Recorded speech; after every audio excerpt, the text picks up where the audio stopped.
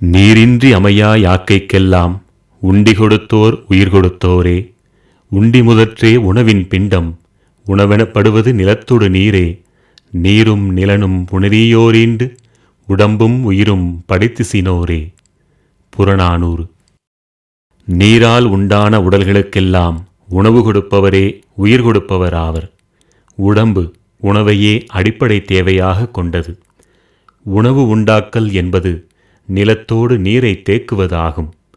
நிலத்தில் நீரை தேக்கி வைப்பவர்கள் உடலையும் உயிரையும் ஒன்று சேர்த்தோர் ஆவர். புதைக்கப்பட்ட மரபுவழி வேளாண்மையை மீட்டெடுக்கும் மண்வெட்டியாகவும் உயிரற்ற வேளாண் நிலங்களுக்கு உயிர் கொடுக்கும் மண்புழுவாகவும் வாழ்ந்து மறைந்த இயற்கை வேளாண் விஞ்ஞானி நம்மாழ்வார் அவர்களுக்கு வீர வணக்கம்.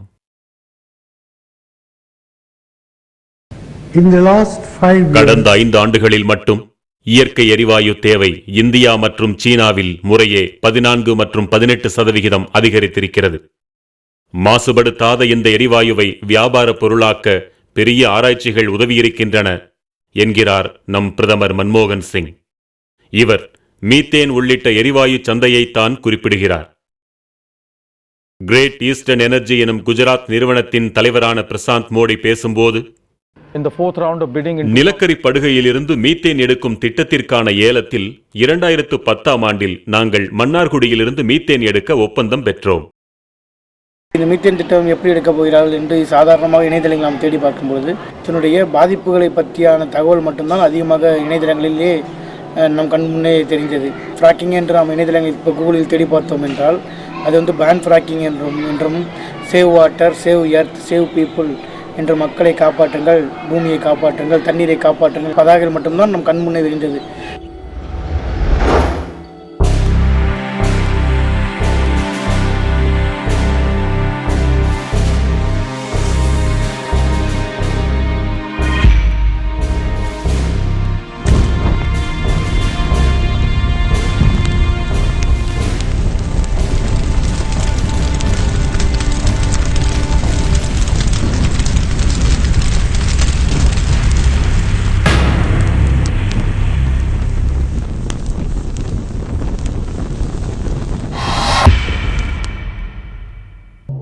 காவிரி டெல்டாவையே எரித்து சாம்பலாக்கப் போகும் இந்த மீத்தேன் திட்டத்தை அடிப்படையிலிருந்து என்னவென்பதை தெரிந்து கொள்ளலாம். நிலத்திற்கு அடியில் பாறைகளுக்கும் நிலக்கரிக்கும் இடையில் பரவி கிடக்கும் ஒரு வகை வாயுதான் மீத்தேன். எளிதில் தீப்பற்றி எரிவது இதன் குணம். சுரங்கங்களில் நிகழும் தீ விபத்துகளுக்கு காரணம் இந்த மீத்தேன் தான். இப்படி புவியில் அடி ஆழத்தில் இருக்கும் மீத்தேனை வெளியில் எடுத்து விற்பனை செய்வதுதான் மீத்தேன் எரிவாயு எடுக்கும் திட்டம். புவிக்கடியில் மீத்தேன் தேங்கியிருக்கும் இடத்தை பொறுத்து 3 வகைகளாக வெளியில் எடுக்கின்றனர். இறுக்கமான மணல் பகுதிகளில் இருந்து மீத்தேன் எடுப்பது என்ற டைட் கேஸ் முறை, அடியாழத்தில் கடினமான பாறைகளில் சிக்கியிருக்கும் மீத்தேனை எடுப்பது என்ற ஷேல் கேஸ் முறை, நிலக்கரி இடுக்குகளில் இருந்து மீத்தேன் எடுப்பது என்ற கோல்பெட் மீத்தேன் அதாவது சிபிஎம் முறை. இந்த சிபிஎம் அதாவது நிலக்கரி சுரங்க மீத்தேனை காவிரி டெல்டாவில் இருந்து எடுப்பதற்குத்தான் மன்மோகன் சிங் அரசு அனுமதித்துள்ளது. 4000 ஆண்டுகளுக்கான இந்த சமவெளி 22,000 கிலோமீட்டர் அளவிற்கான வாய்க்கால்களை கொண்டிருக்கிறது. 44,000 சதுர கிலோமீட்டருக்கு இது பறந்து கிடக்கிறது. இந்த உணவு சமவெளிதான் ஆசியாவிலேயே மிக தொன்மையானது என்று சொல்லப்படுகிறது. மனதை மயக்கும் பச்சை பசேல் வயல்கள் சூழ்ந்திருக்கும் மன்னார்குடி மற்றும் அதை சுற்றியுள்ள பகுதிகளில்தான் இந்த திட்டத்தை செயல்படுத்த போகிறார்கள். நிலக்கரி சுரங்கங்கள்ல தீ விபத்து ஏற்படுது. அந்த தீ விபத்துக்கு காரணியா இருக்கிறது இந்த மீத்தேன் வாயுக்கள். அப்படி அந்த மீத்தேன் வாயுக்களை நிலக்கரி சுரங்கங்கள் தோண்டுவதற்கு முன்னதாக எடுப்பது அப்படின்றது அங்கே ஏற்படக்கூடிய அந்த தீ விபத்துகளை தடுக்கிறதுக்கான ஒரு நல்ல விஷயமா நம்ம பார்க்குறோம். ஆனால் இன்றைக்கு இவங்க அப்ளை பண்ணக்கூடிய இந்த திட்டத்தை செயல்படுத்தக்கூடிய இடம் அப்படின்றது காவிரி டெல்டா. இன்றைக்கு காவிரி டெல்டாவில் இவங்க பண்ணக்கூடியது என்ன அப்படின்னு பார்த்தா, நிலக்கரி நாளைக்கு எடுக்க போகிறாங்கன்னா அதற்கான பதில் இதுவரைக்கும் அதிகாரப்பூர்வமாக எங்கேயும் இல்லை. அப்படி நிலக்கரி எடுத்துட்டாங்கன்னா இங்கே இருக்கக்கூடிய மனிதர்கள் உற்பத்தி செய்யக்கூடிய அந்த நெல்லை அடிப்படையாக வச்சு இன்றைக்கு தமிழகத்திலையும் உலகத்திலும் இது இந்தியாவிலையும் பல்வேறு இடங்களுக்கு இது உணவு பயிர், இந்த உணவு போயிட்டு இருக்கு.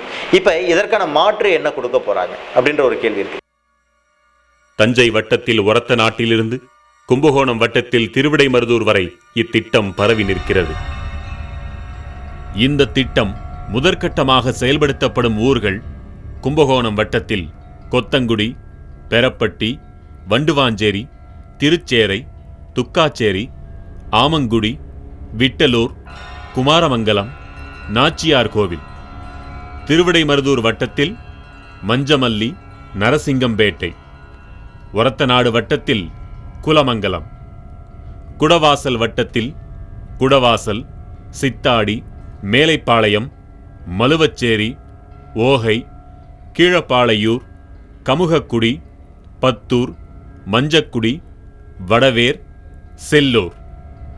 வலங்கைமான் வட்டத்தில் சாரணத்தம், மாணிக்கமங்கலம், கொட்டையூர், அனுமந்தபுரம், கீழவடமல், ராசேந்திரநல்லூர், நார்த்தாங்குடி, கோயில்வெண்ணி, ஆதனூர், கண்டியூர்.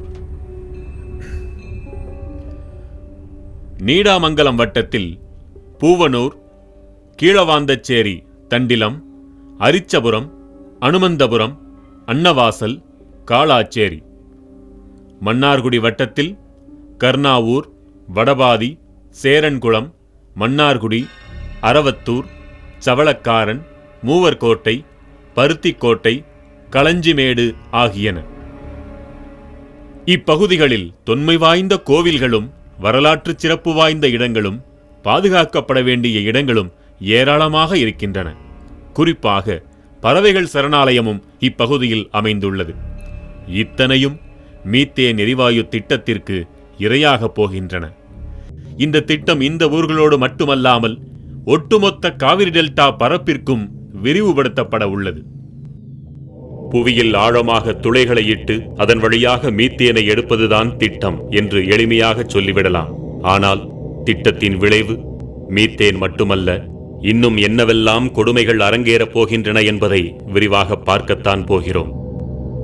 மூச்சை பிடித்து வைத்துக் கொள்ளுங்கள். மீத்தேன் எடுக்கும் முறையை முழுமையாக பார்க்கலாம். மீத்தேனுக்கான துளைகளை 6000 அடிகளுக்கும் கீழாக இடுவார்கள். பின்னர் அங்கிருந்து பக்கவாட்டில் பல்லாயிரம் மீட்டர்களுக்கு துளைத்தெடுப்பார்கள். ஓர் ஆழ்துளையிலிருந்து பல திசைகளிலும் பக்கவாட்டு துளைகளை இடுவார்கள். பின்னர் அந்த துளைகள் வழியாக வேதிப்பொருட்களை மிக அதிக அழுத்தத்தில் செலுத்தி ஆழத்தில் இருக்கும் பாறைகளை வெடிக்கச் செய்து அங்கு சிக்கியிருக்கும் மீத்தேனை விடுவிப்பார்கள். விடுவிக்கப்பட்ட மீத்தேன் இவர்கள் அனுப்பும் ரசாயன நீரோடு கலக்கப்பட்டு பின் வெளியில் எடுக்கப்படும். வெளியில் எடுக்கப்பட்ட பின்னர் மீத்தேன் எரிவாயு மட்டும் பிரித்தெடுக்கப்படும். ஒரு மீத்தேன் கிணறு அமையும் பகுதியை 5 to 7 நாட்களுக்குள்ளாக சுத்தம் செய்து 50 to 100 நாட்களுக்குள்ளாக முழுமையாக துளையிட்டு விடுவார்கள்.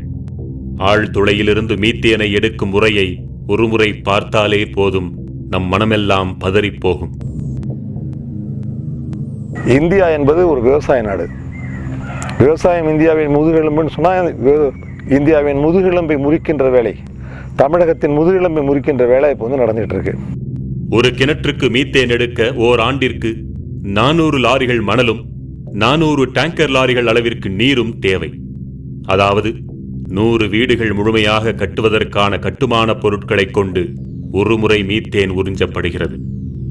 ஒரு மீத்தேன் கிணற்றுக்கு மட்டும் 5 நாட்கள் நடக்கும் இந்த நீரியல் விரிசல் முறைக்கு 5,66,00,000 லிட்டர் தண்ணீர் தேவைப்படுகிறது. சோதனை முறையில் 50 கிணறுகளுக்கு மட்டும் கணக்கிட்டால் கூட 263 கோடி லிட்டர் தண்ணீர் தேவைப்படுகிறது. 50 கிணறுகளா என்று அவசரப்பட்டு வாயை பிளக்க வேண்டாம். நம்மை வாழ வைக்கும் தஞ்சை டெல்டா பகுதியில் சுமார் 2000 மீத்தேன் கிணறுகள் வரவிருப்பதாக புள்ளி விவரம் சொல்கிறது. அப்படியானால் அந்த 2000 கிணறுகளில் ஒரு முறை மீத்தேன் எடுக்க மட்டும் 4 TMC தண்ணீர் தேவைப்படும். 4 TMC நீர் என்றால் எவ்வளவு தெரியுமா? அதை கொண்டு சுமார் 40 லட்சம் பேருக்கு அன்றாடம் 100 லிட்டர் வீதம் ஆண்டு முழுவதும் பகிர்ந்தளிக்க முடியும். இன்னும் எளிமையாக சொல்வதென்றால் 40 லட்சம் பேருக்கு 365 நாட்களுக்கும் நாளொன்றுக்கு 5 குடம் தண்ணீர் வீதம் தர முடியும். மேட்டூர் அணையின் முழு கொள்ளளவான 93.4 TMC நீரை இந்த கிணறுகள் 4 மாதங்களில் குடித்து தீர்க்குமென்றால் இதன் அபாயத்தை புரிந்து கொள்ளுங்கள். இந்த பகுதியில் முதலில் குடிநீர் இல்லாமலும் அடுத்தது விவசாயம் இல்லாமலும் படிப்படியாக இந்த பகுதி மக்கள் இந்த மண்ணை விட்டு வெளியேறுகின்ற நிலைமை ஏற்படும். கர்நாடகாவிடமிருந்து 10 TMC தண்ணீரை பெறுவதற்கே 20 TMC கண்ணீரை விட வேண்டிய நிலைமையில் இருக்கிறோம் நாம். என்றால் மீத்தேன் கிணறுகளுக்கு தேவையான நீர் அனைத்தையுமே காவிரியிலிருந்து மட்டுமே எடுப்பார்கள் என்று குழந்தை கூட நம்பாது. நிச்சயம் ஒட்டுமொத்த தமிழகத்தின் தண்ணீரும் இதற்காக உறிஞ்சப்படும். இப்படியே அடுத்து வரும் 30-40 ஆண்டுகளுக்கும் மீத்தேன் குடிக்கப் போகிறார்கள் என்றால் நம் இயற்கை வளங்கள் எவ்வளவு கொள்ளை போகும் என்பதை கற்பனையாவது செய்து பார்க்க முடிகிறதா? இது நமக்கும் நம் சந்ததிக்குமான குடிநீர் அல்லவா? தனியாரின் கொள்ளை லாபத்திற்காக கொடுத்துவிட்டு தண்ணீர் இல்லாமல் நாம் அலைய வேண்டுமா? தண்ணீருக்கு இந்த நிலை, மணலுக்கு என்ன நிலை என்பதை இனி பார்ப்போம். ஒரு கிணற்றுக்கு 400 லாரிகள் மணல் தேவைப்படுகிறது என்றால் இனி வரவிருக்கும் 2000 கிணறுகளுக்கு 8 லட்சம் லாரிகள் மணல் தேவை. அதாவது 80,000 வீடுகள் கட்ட தேவைப்படும் மணலை விழுங்கப் போகின்றன இந்த மீத்தேன் கிணறுகள். இதே போன்று 40 வருடங்களுக்கு மணலும் தண்ணீரும் விழுங்கப்பட்டுக் கொண்டிருந்தால் நம் தலைமுறைகள் என்னவாகும்? இந்த மணலையும் தண்ணீரையும் கொள்ளிடம் காவிரி மட்டுமல்லாமல் தமிழகத்தின் இதர ஆறுகளிலிருந்தும் நிச்சயம் எடுப்பார்கள்.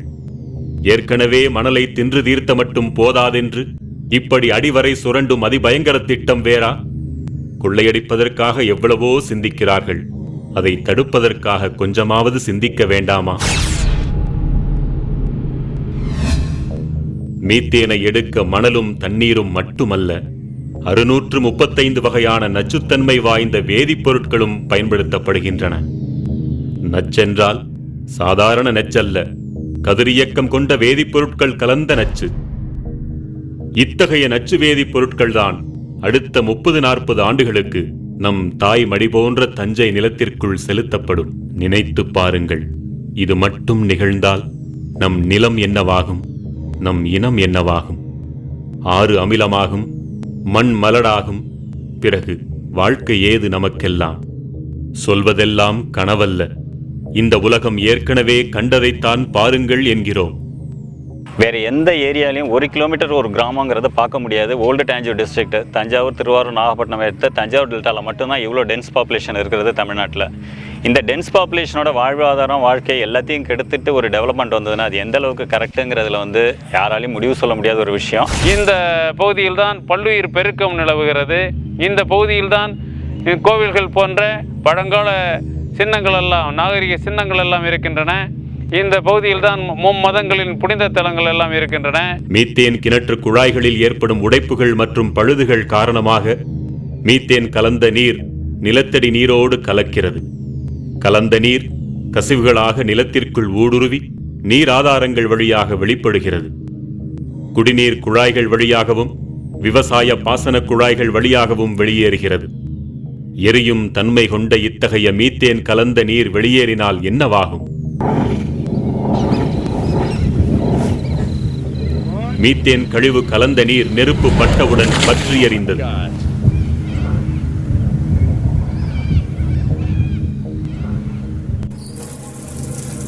உங்கள் வீட்டு குழாய்களில் தண்ணீர் பற்றி எறியலாம், வீடெறியலாம், ஊரெறியலாம், ஏரி குளங்கள் ஆறுகள் அனைத்தும் தீ பற்றி எறியலாம். காவிரி டெல்டா தீக்காடாகலாம். வாழ வழியில்லாமல் யாவும் மீத்தேன் குடித்து சாகலாம். சற்றேனும் விழித்துக் கொண்டாலோ இத்தனையையும் தடுக்கலாம். மீத்தேன் எடுத்தது போக இக்கிணறுகள் வேதிப்பொருட்களோடு கலந்த மணலையும் நீரையும் கழிவுகளாக தருமல்லவா? பேராபத்தை விளைவிக்கக்கூடிய அந்த நச்சு கழிவுகளை என்ன செய்ய வேண்டும், என்ன செய்வார்கள்?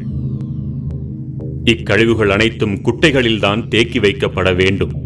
அதுவும் பூமிக்குள் கசிந்து விடாதபடி குட்டைகளின் அடிப்பகுதியிலும் பக்கவாட்டிலும் சிமெண்டால் பூசி தண்ணீர் ஊடுருவாத தார்பாலின் கொண்டும் பாதுகாக்கப்பட வேண்டும் என்பது விதி. ஆனால் இந்த விதிப்படியெல்லாம் இக்கழிவு நீரை உலகில் இதுவரை எங்குமே பாதுகாக்க முடிந்ததில்லை. எப்படியாவது நீர் நிலத்தடி நீரோடு கலந்து விடுகிறது. பெருமழை காலங்களில் இந்த குட்டைகளில் இருக்கும் கழிவுநீர் வெள்ள நீரோடு அடித்துச் செல்லப்படுகிறது. அமெரிக்காவில் ஒரு பெருமழை நாளில் இப்படித்தான் நடந்தது.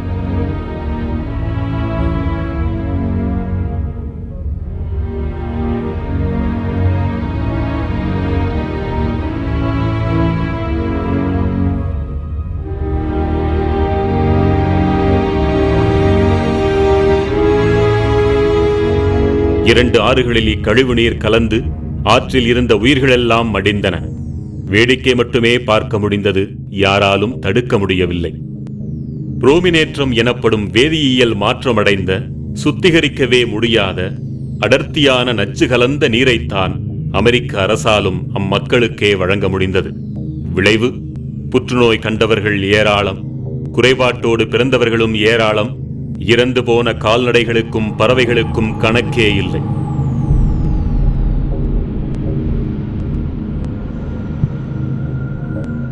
மீத்தேன் கிணறுகளில் உட்செலுத்தப்படும் வேதிப்பொருட்கள் குறித்த தகவல்களில் நிறுவனங்கள் அதிசய ரகசியம் காக்கின்றன.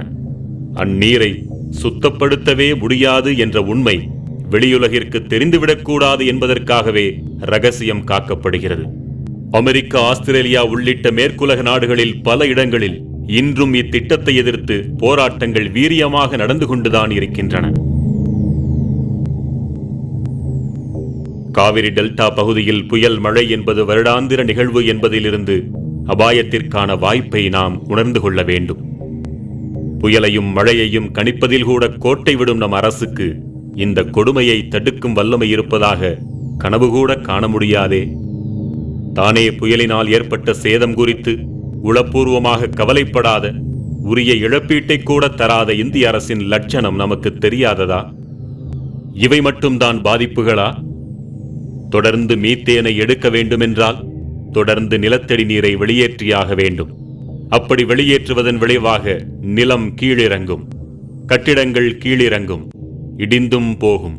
கடலோர பகுதிகளில் இப்படி நிலம் கீழிறங்கத் தொடங்கினால் நம் கிராமங்களை பின் கடலுக்குள் தான் தேட வேண்டும். நம் வீட்டு ஆழ்துளை கிணறுகளில் அதிகபட்சம் 500 அடி ஆழத்திலிருந்து தண்ணீரை எடுக்கிறோம். ஆனால் மீத்தேன் கிணறுகளோ 6000 அடிகள் ஆழத்திற்கும் கீழிருந்து தண்ணீரை உறிஞ்சி விடுகின்றன. அதன் பிறகும் நமக்கு தண்ணீர் வேண்டுமென்றால் 6000 அடிகளுக்கும் கீழாக ஆழ்துளை கிணறுகளை தோண்டினால்தான் உண்டு. அதற்குள்ளாக கடல் நீர் உள்ளே புகுந்திருக்கும். பிறகு எந்த காலத்திலும் நிலத்தடி நீரை நன்னீராக நாம் காணவே முடியாது. இப்போது சொல்லுங்கள், தெருவில் ஒரு சாதாரண கழிவுநீர் குழாயை கூட ஒழுங்காக பராமரிக்காத, வாய்க்கால்களை தூர்வாருவதில் கூட அலட்சியம் காட்டும் நம் அரசாங்கங்களின் அருகதை நமக்கு தெரியாதா? இவர்களா இந்த நச்சு கழிவு நீரை பொத்தி பொத்தி பாதுகாக்கப் போகிறார்கள்? நம் மீனவரின் கண்ணீரை துடைக்க வக்கற்ற அரசா நச்சு கழிவு நீரிலிருந்து நம்மை காக்கப் போகிறது? நிலத்தை கெடுத்து அடுத்து நீரையும் கெடுத்து மீத்தேன் கிணறுகளிலிருந்து வெளியில் எடுக்கப்படும் வாயுக்களிலிருந்து மீத்தேனை தனியாக பிரித்தெடுத்தபின் பிற எரிவாயுக்களை மட்டும் வெளியேற்றுவார்கள். எளிதில் தீப்பிடிக்கும் வாயுக்கள் என்பதால் எரியவிட்டே வெளியேற்றுவார்கள். அவை எரியும் எரியும் எரிந்து கொண்டே இருக்கும். ஆர்சனிக் கலந்த மிக கொடிய நச்சுவாயு காற்றோடு கலக்கும். சில சமயங்களில் இத்தகைய நிலக்கரி படுகைகளில் தீப்பிடித்தால் அணைக்கவே முடியாது என்பதற்கு சாட்சி ஜார்க்கண்ட் மாநிலத்தில் உள்ள நிலக்கரி படுகை. தொடர்ந்து 97 ஆண்டுகளாக பற்றி எரிந்து கொண்டிருக்கிறது.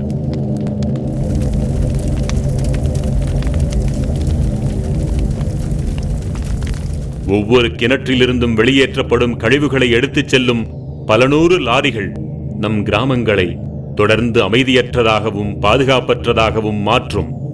உங்களுக்கு சம்மதம்தானா? இந்த நச்சு கழிவுநீர் நீர் ஆதாரங்களில் கலப்பதாலும் காற்றை மாசுபடுத்துவதாலும் ஏற்படும் பாதிப்புகளால் நம்மை விட அதிகம் கலங்கி நிற்போர் மருத்துவர்கள்தான்.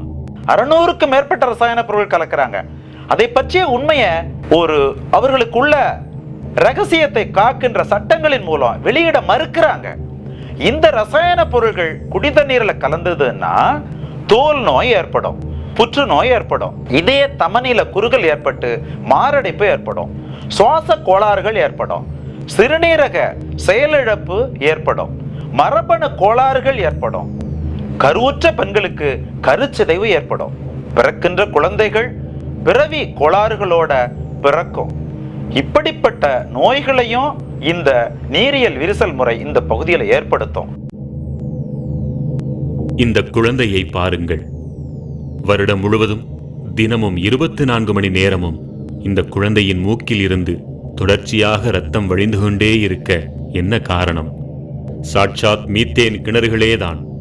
இந்த குழந்தையைப் போல பல்லாயிரம் குழந்தைகள் தினந்தோறும் பாதிப்படைகின்றன, பாதிப்படைய போகின்றன.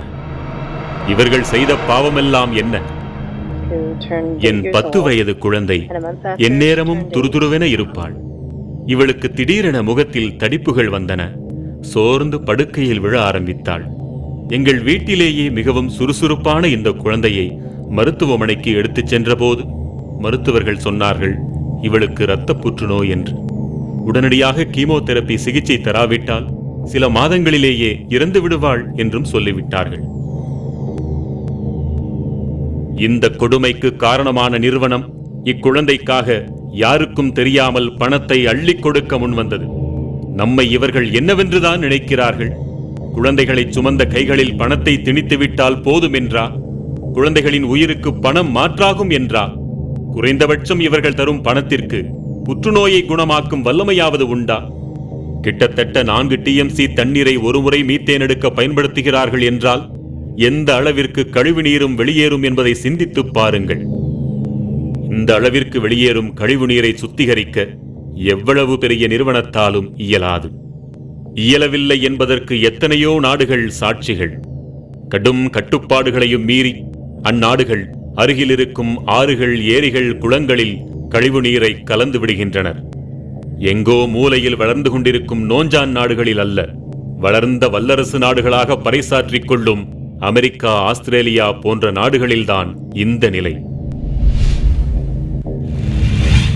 மீத்தேன் கழிவால் மாசுபட்ட நிலம் எப்படி இருக்கும் என்று கற்பனை செய்து பார்த்திருப்பீர்கள். அதை இக்காட்சியோடு ஒப்பிட்டுக் கொள்ளுங்கள். அடுத்த கட்டமாக பிரிக்கப்பட்ட மீத்தேன் எரிவாயுவை எடுத்துச் செல்லும் குழாய்கள்